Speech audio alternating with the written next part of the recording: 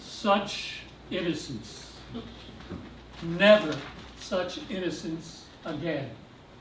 7 years old, rummaging through my parents' bedroom bureau drawers.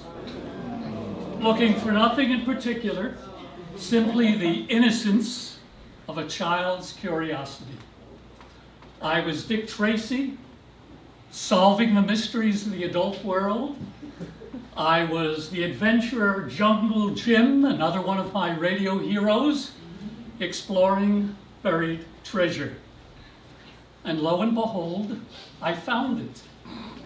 A little object, wrapped in perhaps aluminum, opened it. It appeared to be a balloon, but when I attempted to blow it up, I couldn't. I took it to the master bedroom, or rather bathroom, filled it with water, marveled at its elasticity, its jiggle. I must have looked like a young Thomas Edison gazing at this rubberized test tube when my father walked in the room. "Daddy," I said, "what is this?" And Daddy wasn't at a loss for a moment. He didn't bat an eye, he didn't stammer, he didn't stutter. Almost by reflex, he said, "Son, that is a horse's shoe." Now, the innocent are very trusting, and I was very innocent. I revered my parents. They were infinitely virtuous, infinitely wise, and if Daddy said it was a horse's shoe, it was a horse's shoe. And it made sense because, you see, my father was a milkman in Philadelphia at a time when milk was still delivered off of a horse-drawn wagon.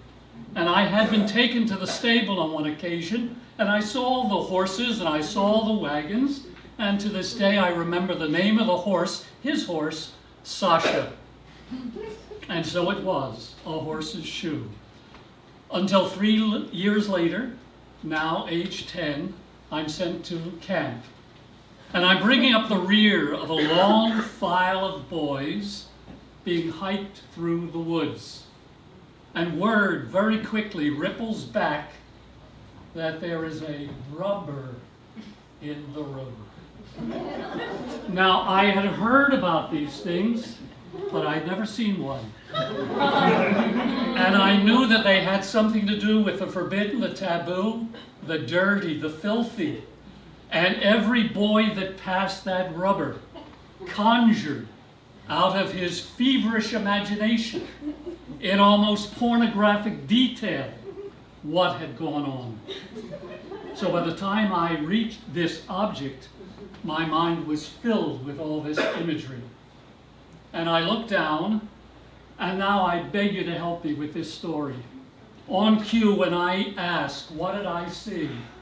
I want you please to thunder out the answer, because if you make this room quake, you'll have an idea of the impact that moment had on me. So, when I looked down, what did I see? A horse's shoe! It's as though I'd been struck by lightning. I was electrified. My mother, my father, and that.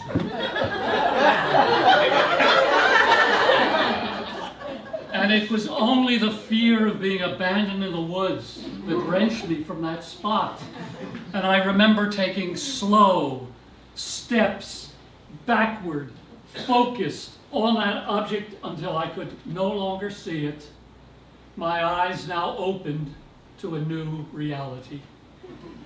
Well, the point of this story is very simply that we all lose our childhood innocence, our blind faith. It may be when we recognize there is no tooth fairy, there is no Santa Claus.